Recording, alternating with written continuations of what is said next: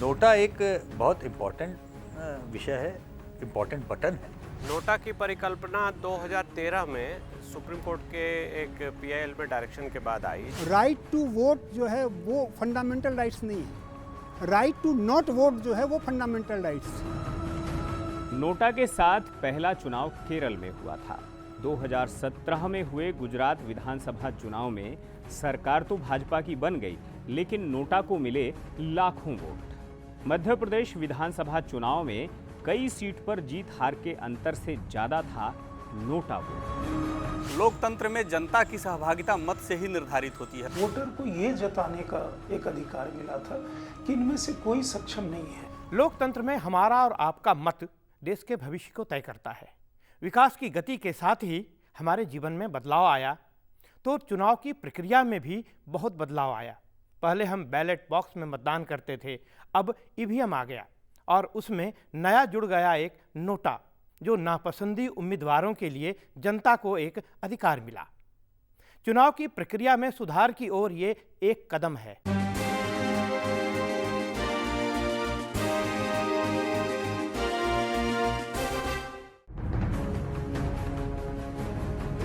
हम आगे बढ़ रहे हैं।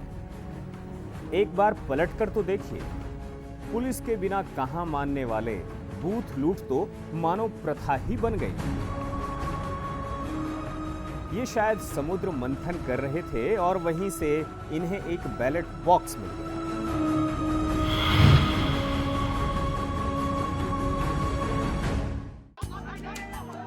दरअसल ये भी अपना अतीत ही है, ये हम ही हैं।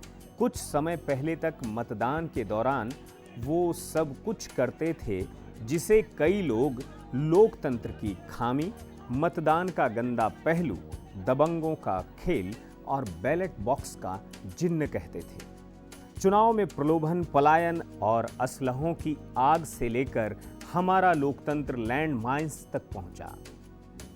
दरअसल मतदान के प्रति जनता में गजब का रूखापन आया।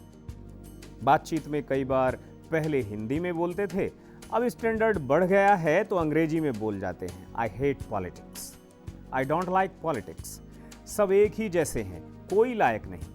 तुम्हारे जैसे देश के सभी नौजवान यही सोचते हैं कि 15-20 हजार की नौकरी मिल जाए, हाँ, एक सुंदर सी लड़की शादी करने को मिल जाए और फिर बुढ़ापे तक रुपया जमा करके शहर के बाहर आधा एकड़ जमीन खरीद लेंगे, हाँ, वहाँ 700-800 स्क्वायर फीट का एक घर बनाएंगे और घर पे पीला पेंट होगा, सामने गार्डन होगा और गार्डन में इजी चेयर पे बैठ के अखबार पढ़ते हुए अपनी बीवी से कहेंगे कि डार्लिंग, पॉलिटिक्स ने इस देश को खत्म कर दिया है। अरे जाओ, कोई हक नहीं है किसी को पॉलिटिशियन को गाली देने का। मतदान के प्रति रूखापन या तटस्थ होने की हालत में समाज को कैसा प्रतिनिधि मिलता है, इसका सटीक उदाहरण है टीवी पर दिखने वाला मतदान के प्रचार के लिए बनाया गया एडवर्टीजमेंट। धन्यवाद बेबी। चल। धन्यवाद। धन्यवाद। क्यों? हम चुनाव जीते हैं इसलिए। पर मैंने तो वोट ही नहीं दिया।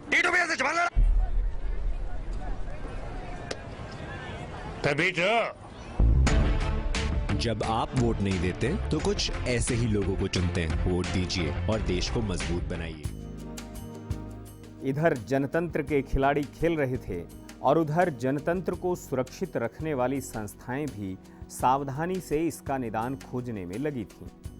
इसी कड़ी में सुप्रीम कोर्ट ने नोटा को बढ़ावा देने की गाइडलाइन जारी कर दी। नोटा की जो परिकल्पना है वो सुप्रीम कोर्ट के जजमेंट के बाद आई 2013 में। उस समय ये कंसीडर हो रहा था कि राइट टू रिकॉल रहेगा या नहीं रहेगा। और उसके साथ साथ एक बात और उठी कि ये सीक्रेट बैलेट होता है, तो ये अगर मैं वोट देने नहीं जाऊं तो कैंडिडेट को पता लग जाता है कि यहाँ के लोग वोट देने नहीं गए या मैं वोट देने नहीं गया, वो पिन पॉइंटेड करके जान लेंगे। तो इस सीक्रेसी को मेंटेन करने के लिए बीच का रास्ता निकाला गया कि नोटा का ऑप्शन दीजिए। तो सुप्रीम कोर्ट ने बोला कि इलेक्शन कमीशन चाहे तो नोटा का ऑप्शन दे सकता है। सुप्रीम कोर्ट की कमेटी ने इस पर, इलेक्शन कमीशन की कमेटी ने इस पर विचार किया और कहा कि चलो नोटा का ऑप्शन हम देते हैं। 2004 आते आते बैलेट की जगह इलेक्ट्रॉनिक्स वोटिंग मशीन यानी ईवीएम ने ले ली। कागज की सीट और पर्चे पर मोहर लगाने का लंबा खेल बंद। अब मशीन आ गई, सबका नाम और चुनाव चिन्ह वहीं बना है। वोटर का काम है चुनाव चिन्ह खोजो और बटन दबाओ, लाइट जलेगी, पी बजेगा और बस हो गया वोट। नोटा और लोकतंत्र में मतदान की प्रक्रिया, ये दोनों ही परस्पर विरोधी प्रतीत होते हैं, क्योंकि हम चुनावों के समय में जनता के 100% मतदान की अपेक्षा करते हैं। इसके लिए चुनाव आयोग प्रायः प्रचार भी किया करता है, जागरूकता अभियान भी चलाता रहता है देश के कोने कोने में, जिससे जनता अपना मत निश्चित रूप से डाले और सरकार बनाने की लोकतांत्रिक प्रक्रिया का अंग बने। लोकतंत्र में जनता की सहभागिता मत से ही निर्धारित होती है, मत से ही निश्चित होती है। इसी मशीन में एक और नाम है जो सबसे नीचे है, वो है नोटा। नोटा यानी नन ऑफ द अबव। संवैधानिक संस्थाओं ने व्यवस्था दी है कि यदि आपको कोई भी उम्मीदवार पसंद नहीं है तो भी आप मतदान कर सकते हैं। मतदान केंद्र तक पहुंचिए जरूर और अपना वोट जरूर दीजिए। हैरत हो गई, किसी को वोट नहीं देना है तो क्या हुआ, तो भी वोट दीजिए, लेकिन किसी को वोट नहीं देने के लिए वोट दीजिए, वो भी नोटा दबाकर। सुप्रीम कोर्ट की टिप्पणी ऐसे ही लोगों के लिए थी जो उम्मीदवारों से निराश होकर वोट नहीं देते और उनका वोट कोई और दे दिया करता था। फर्जी। अब देखिए नोटा के लिए सुप्रीम कोर्ट की टिप्पणी। कोर्ट ने तब कहा था कि ये विकल्प उन वोटर्स को भी मतदान केंद्र तक लाएगा जो पसंद का उम्मीदवार नहीं होने के कारण वोट डालने को लेकर अनिच्छुक रहते हैं। वे इस विकल्प का इस्तेमाल करते हुए सभी उम्मीदवारों को खारिज कर सकेंगे, जिससे राजनीतिक दल भी अंततः साफ सुथरी छवि वाले उम्मीदवारों को मैदान में उतारने पर विवश होंगे। दरअसल नोटा एक संवैधानिक प्रक्रिया के तहत हमें दिया गया एक अधिकार है, अपना वोट किसी को नहीं देने का अधिकार। इससे इतना जरूर पता चल जाता है कि नोटा बटन दबाने वाले कितने प्रतिशत लोग हैं जो ऊपर में से किसी भी उम्मीदवार को उपयुक्त नहीं समझते।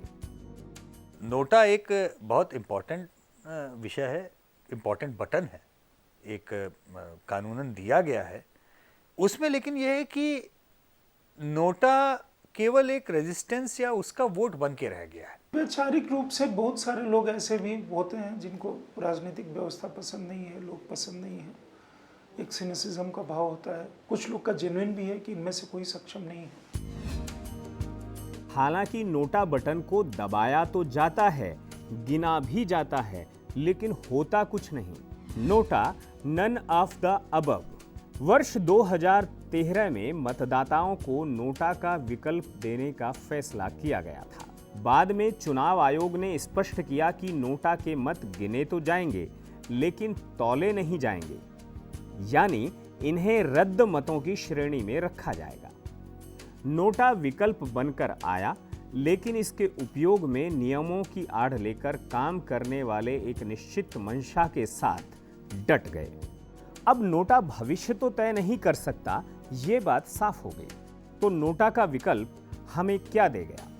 नोटा यानी तटस्थ, न इसे न ही उसे, किसी का साथ नहीं, युद्ध के मैदान में तो आए लेकिन लड़े नहीं। प्लासी की लड़ाई जब चल रही थी, देश के भाग्य का फैसला हो रहा था, तो कहा जाता है कि जितने लोग लड़ाई में भाग ले रहे थे उससे ज़्यादा लोग उसका तमाशा देख रहे थे, जिनको सभ्य भाषा में आप तटस्थ भी कह सकते हैं। देश के भाग्य का फैसला हो रहा था और अंततः आपके देश का दुर्भाग्य लिखा गया और 200 साल तक आप उसके बाद अंग्रेज़ों के गुलाम रहे। तो वो जो तटस्थ रहे, वो जो तमाशाबीन रहे, उसका खामियाजा आपने भुगता। ठीक उसी तरह से आज के तारीख में जो नोटा की बात हम कहते हैं, जो लोग नोटा के लिए जाते हैं, ठीक है, एक विचारधारा वो भी हो सकती है, क्योंकि हमने नास्तिक को भी स्वीकार किया हुआ है हिंदू धर्म में, वो भी एक अपनी सोच रखते हैं उसमें, तो उस हिसाब से आप नास्तिक भी कह सकते हैं इनको। लेकिन तटस्थ रह करके आप देश का 5 साल के लिए भाग्य का फैसला होने जा रहा है, ये कह करके आप बच नहीं सकते। तब तो दिनकर की वो बातें आपको ध्यान में होगी जब उन्होंने कहा था, समर शेष है नहीं पाप का भागी केवल ब्याध, जो तटस्थ हैं समय लिखेगा उनका भी अपराध। उन्होंने ये नहीं कहा कि समय लिखेगा उनका भी इतिहास। उन्होंने तटस्थ रहने वालों को अपराधी कहा है दिनकर ने। नोटा को संवैधानिक संस्थाओं ने हमें दिया, लेकिन तब शायद ये नहीं सोचा गया होगा कि इसका परिणाम किस रूप में सामने आएगा। यही वजह है कि अब इस पर डिबेट की मांग जोर पकड़ रही है। नोटा है तो सही, लेकिन क्या लोग नोटा का सही प्रयोग कर रहे हैं, या कहीं आपके इस भाव से कि मैं जाकर के नोटा दबाऊंगा, पहले से ही कई लोग प्री डिसाइडेड हमें मिलते हैं कि चुनाव में मैं नोटा दबाऊंगा उम्मीदवार आने के पहले या बाकी चीज़ के पहले, वहाँ मुझे लगता है एक समस्या है और उस पर एक वाइडर डिबेट की ज़रूरत है।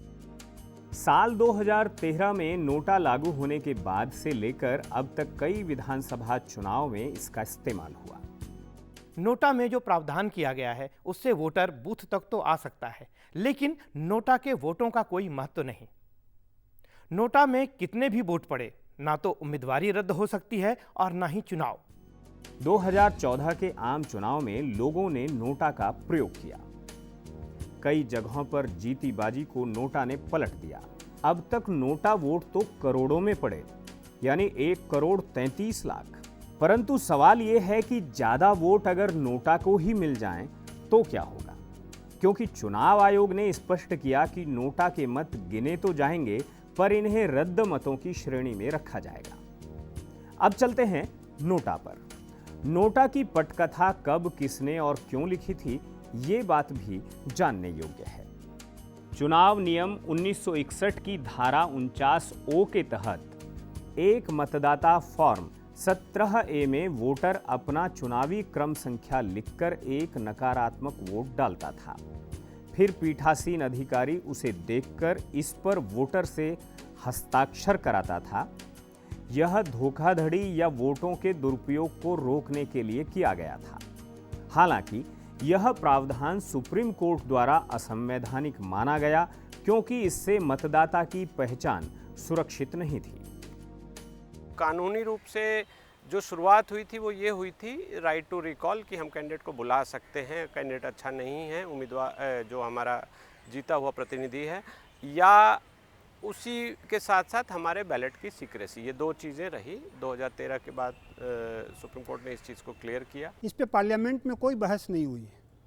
और उससे भी आश्चर्य की बात आपको लगेगी कि राइट टू वोट जो है वो फंडामेंटल राइट्स नहीं है, राइट टू नॉट वोट जो है वो फंडामेंटल राइट्स।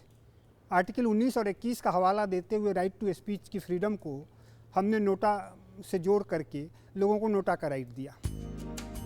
2009 में चुनाव आयोग ने सुप्रीम कोर्ट में नोटा की बात रखी। इसके लिए कुछ संगठन सामने आए। चुनाव में चुना जाना उम्मीदवार को है, खींच इजहार करने भर के लिए नोटा था। फिर भी संगठनों ने नोटा के समर्थन में सुप्रीम कोर्ट में आवाज लगाई। एक संगठन people's union for civil liberties की भूमिका भी नोटा के समर्थन में देखने को मिली, जिसने एक जनहित याचिका दायर की थी। People's union for civil liberties नाम का यह संगठन जब नोटा के बारे में पिटीशन लेकर सुप्रीम कोर्ट आता है तो उसकी पृष्ठभूमि में कई बातें ध्यान में आती हैं। जैसे हमारे देश में राइट टू रिकॉल की मांग भी अनेक धड़ों के द्वारा, कई ऐसे संगठनों के द्वारा बीच बीच में उठता रहा। जब जनप्रतिनिधि जनता की अपेक्षाओं पर, राष्ट्र की अपेक्षाओं पर खरा उतरते नहीं दिखते और उनकी जन आलोचना होती है, मीडिया में भी प्रायः उनकी विफलता की बातें आती रहती हैं, तो यह आवाज़ उठना सहज हो जाता है कि जनप्रतिनिधियों को वापस बुलाने की प्रक्रिया भी लोकतंत्र में होनी चाहिए। किंतु वहाँ से नोटा तक की यात्रा, ये एक विश्लेषण का और विचार का विषय है कि राइट टू रिकॉल एक विषय है, किंतु हमने नॉन ऑफ द एबव का ऑप्शन अपनाया। 2015 में नोटा का सिंबल जारी किया गया। 2013 में छत्तीसगढ़, मिजोरम, राजस्थान, मध्य प्रदेश और दिल्ली विधानसभा में चुनाव हुआ। इसके बाद 2014 में हुए लोकसभा चुनाव में भी नोटा का इस्तेमाल हुआ। 2014 के आम चुनाव में 5 लोकसभा सीटों पर बड़ी संख्या में लोगों ने नोटा का बटन दबाया था। तमिलनाडु की नीलगिरी, ओडिशा की नबरंगपुर और कोरापुट सीट, साथ ही छत्तीसगढ़ की बस्तर सीट भी इसमें शामिल थी। इतना ही नहीं, देश में मेघालय एक ऐसा राज्य है जहां अब तक सर्वाधिक नोटा वोट हुआ है। मेघालय में 2.98% मतदाताओं ने नोटा दबाया। दूसरे नंबर पर छत्तीसगढ़, तीसरे पर गुजरात, चौथे पर बिहार और 5वें नंबर पर झारखंड रहे। छठे स्थान पर ओडिशा, 7वें पर मिजोरम, 8वें पर तमिलनाडु और 9वें और 10वें पर सिक्किम और मध्य प्रदेश के मतदाता नोटा दबाने के मामले में आगे रहे। कोई भी कैंडिडेट आज तक नोटा की वजह से डिनाई हुआ हो, ऐसा भी नहीं हुआ है। इसका मतलब ये एक परिकल्पना रह गई जो कि वास्तविक नहीं है। और मुझे ऐसा लगता है कि कोर्ट को सबसे पहले तो इलेक्शन कमीशन को इसको रिव्यू करना चाहिए और देखना चाहिए कि ये हटा देना चाहिए या क्या ये हटाया जा सकता है। उसके बाद कोर्ट्स को भी देखना चाहिए कि ये जो मैंडेट उन्होंने जो डायरेक्शन दिया था, क्लियर डायरेक्शन नहीं था, फिर भी जो ऑब्जर्वेशन दी थी वो ऑब्जर्वेशन किसी काम आए नहीं। और नोटा का प्रचार प्रसार जो एंटी डेमोक्रेटिक लोग हैं वो बहुत ज़ोर शोर से करते हैं, करना चाह रहे हैं, तो कहीं ना कहीं ये हमारे डेमोक्रेसी को डिस्टेबलाइज करने की एक साजिश के रूप में मुझे दिखाई दे रही है। 2014 में 23 सीटों पर नोटा वोट विजेता उम्मीदवारों के जीत के अंतर से अधिक था। इन 23 में से 11 सीटें ऐसी थीं जिनमें कांग्रेस दूसरे स्थान पर रही, 4 में बीजेपी दूसरे स्थान पर रही। लद्दाख में सिर्फ 36 वोटों से उम्मीदवार की जीत हुई, जबकि वहां 1207 नोटा डाले गए थे। ओडिशा के नबरंगपुर में नोटा बटन 42,000 मतदाताओं ने दबाया, जबकि वहां जीत का अंतर केवल 2042 था। कुछ जगह पे अब जैसे अभी के हाल के चुनाव में हमने देखा कि नोटा का मत प्रतिशत उतना है या संख्या उतनी ज़्यादा है जो विनर और लूज़र के मार्जिन से ज़्यादा है। अब एक भाव ये आता है कि क्या ये सिनिसिज्म को जन्म दे रहा है, जहाँ एक आप ये कहते थे मुझे इनमें से कोई पसंद नहीं है, तो क्या एक सिनिसिज्म को जन्म दे रहा है? आखिर आपको चुनने उसी में से हैं। अगर आपने सिर्फ और सिर्फ बहुतायत लोग अगर नोटा दबाने लगते हैं तो फिर उसमें शायद जो सही व्यक्ति है उनमें से ही जो आपके पास जो जिन लोगों ने नामांकन किया है, चुनना तो आखिर उनमें से ही किसी को है। तो शायद अगर नोटा का प्रतिशत ज़्यादा होता है तो जो चुनाव की प्रक्रिया है, चुनाव की प्रक्रिया से जो बेस्ट कैंडिडेट निकलने वाला है वो प्रक्रिया में शायद कहीं डेंट आ रहा है। 2018 में हुए विधानसभा चुनाव में गुजरात, मध्य प्रदेश, राजस्थान और छत्तीसगढ़ के विधानसभा चुनावों में भी मतदाताओं ने इस विकल्प को खूब चुना। कई जगह उम्मीदवारों की जीत हार में भी इसकी अहम भूमिका रही। जो राजस्थान और मध्य प्रदेश इन दो राज्यों के चुनाव हुए हैं और वहाँ बहुत कम अंतरों से कुछ लोग जीते हैं और कुछ लोग हारे हैं। तो हारने वाले लोगों का ये तर्क है कि नोटा वाला वोट हमको मिल जाता तो मैं जीत जाता। लेकिन उसका दूसरा पक्ष ये है कि ये कैसे आप मान रहे हैं कि नोटा का वोट आप ही को मिलता, जो जीता है उसको मिलता तो उसका वोट मार्जिन और भी बढ़ सकता था। हालांकि नोटा वोट्स का चुनाव परिणाम में सीधे तौर पर कोई वैल्यू नहीं होता। यहां तक कि अगर किसी क्षेत्र में नोटा का वोट सबसे अधिक होता है तो भी सर्वाधिक वोट पाने वाला उम्मीदवार ही विजयी घोषित होगा। मेरा मानना यह है कि जैसे नोटा का कानून बना उसी के साथ में ये दूसरा कानून साथ में सरकार को, इलेक्शन कमीशन को बनवाना चाहिए कि जिस सीट पर नोटा को बहुमत वोट मिले वहां का चुनाव निरस्त किया जाए और उस बैलेट पे जितने कैंडिडेट हैं कम से कम उस सीट पर उन कैंडिडेट्स को दोबारा लड़ने की इजाजत न मिले कुछ समय के लिए। बहुत सारे समय होता है ना 6 साल के लिए चुनाव लड़ने पे रोक लगती है, 5 साल के लिए, तो आप उस तरह का कुछ कीजिए कि जनता अगर उन कैंडिडेट्स पे भरोसा नहीं दिखा रही है तो चुनाव दोबारा होना चाहिए, बशर्ते नोटा को बहुमत में वोट मिले। जब तक ये नहीं होता तब तक नोटा सही मायने में बहुत ज्यादा उपयोगी नहीं है। नोटा का अधिकार जनता को मिला तो जरूर, लेकिन जानकार इसे आधा अधूरा अधिकार मानते हैं। जिस वोट के नतीजों के ऊपर कोई असर नहीं पड़ता है तो ऐसे वोट को आधा अधूरा हम कहेंगे कि अधिकार मिला। आज नोटा में अगर वोट दे करके आता हूं तो ये मेरा एक प्रतिकार का वोट है कि मुझे इसके ऊपर वाले नन ऑफ द अबव जो ऊपर नाम लिखे गए हैं मुझे कोई उम्मीदवार पसंद नहीं है। अगर मानिए किसी कॉन्स्टिट्यूंसी के 98% लोगों ने नोटा दबा दिया और किसी एक कैंडिडेट को 1% वोट मिला, चूंकि बहुमत में जाना है, बाकी को आधा % वोट मिला, तो वो आदमी डिक्लेयर कर दिया जाएगा कि इसको 1% वोट के ऊपर उसको हम डिक्लेयर करते हैं विजेता। उस 98% नोटा दबाए वाले की कोई गिनती नहीं है, इसलिए मैं इसको अधूरा अधिकार कहता हूं। माना जाता है कि वोटर लिस्ट में नोटा का पहली बार 1976 में अमेरिका के कैलिफोर्निया के इसला विस्टा म्युनिसिपल एडवाइजरी काउंसिल के चुनाव में इस्तेमाल हुआ। इसके अतिरिक्त दुनिया के कई देशों में नोटा का विकल्प लागू है, जैसे Greece, Ukraine, Spain, Colombia, Bangladesh और रूस समेत ऐसे 13 देश हैं जिन्होंने नोटा को अपनाया और जिनमें से कई देशों ने बाद में छोड़ दिया। दुनिया के सभी देशों का इतिहास आप देखेंगे, रूस ने तो अपने यहाँ ख़त्म ही कर दिया, वहाँ भी चल रहा था। पाकिस्तान ने स्वीकार नहीं किया, वहाँ पे कुछ देशों में अभी भी चल रहा है, अमेरिका के कुछ राज्यों में है ये, तो इनका परसेंटेज बहुत कम रहता है। नोटा यानी नन ऑफ द एबव। सूची में जितने उम्मीदवार हैं उनमें से कोई नहीं, ये बात तो समझ में आती है। लेकिन चुनाव की घोषणा होने से पहले ही जब नोटा का अभियान चले तो बात समझ में आती है कि कहीं न कहीं किसी न किसी की मंशा कुछ और है। ऐसा ही उदाहरण देखने को मिला 2018 के विधानसभा चुनाव से पहले, और इसके अतिरिक्त भी कई उदाहरण सामने आए हैं।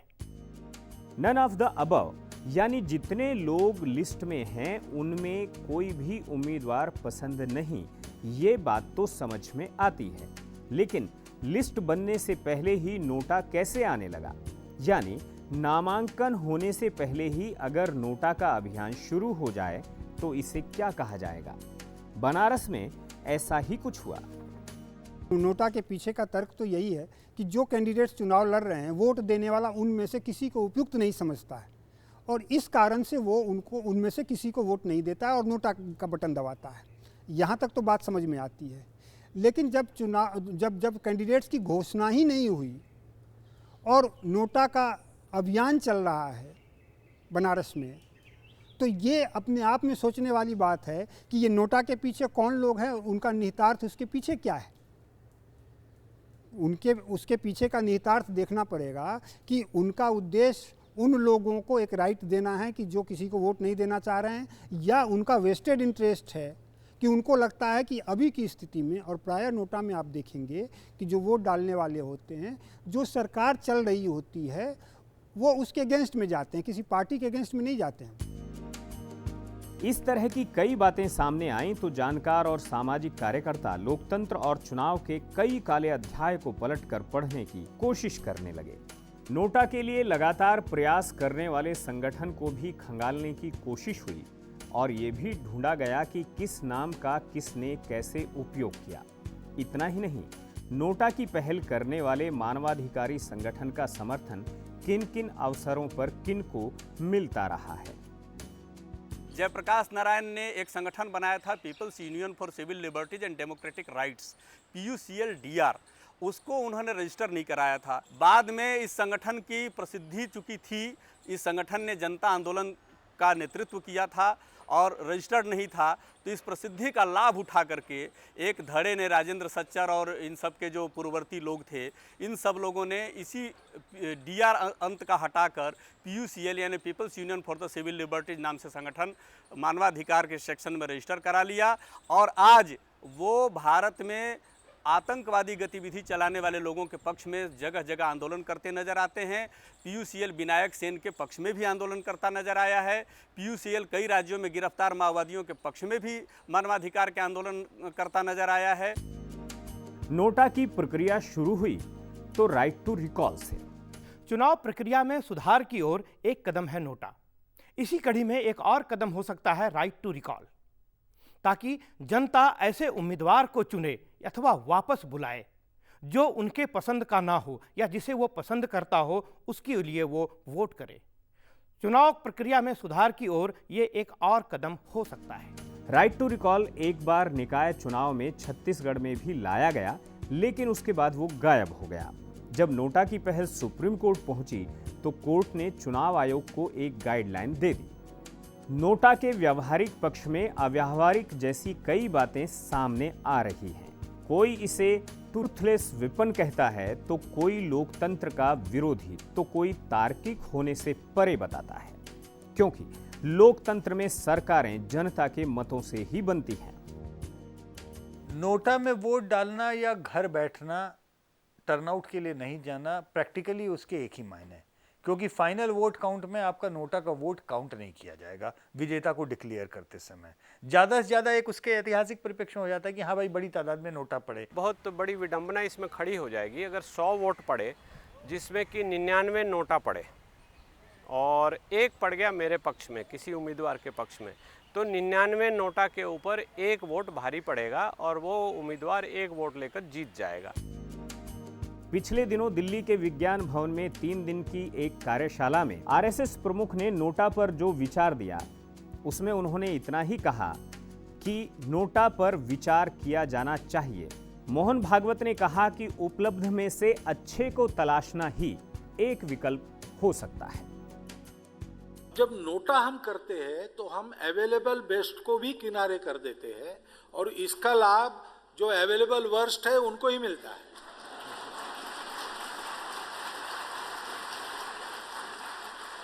इसलिए यद्यपि नोटा का प्रावधान है, मेरा मानना है कि नोटा का उपयोग बिल्कुल नहीं करना चाहिए, अवेलेबल बेस्ट के पक्ष में जाना चाहिए।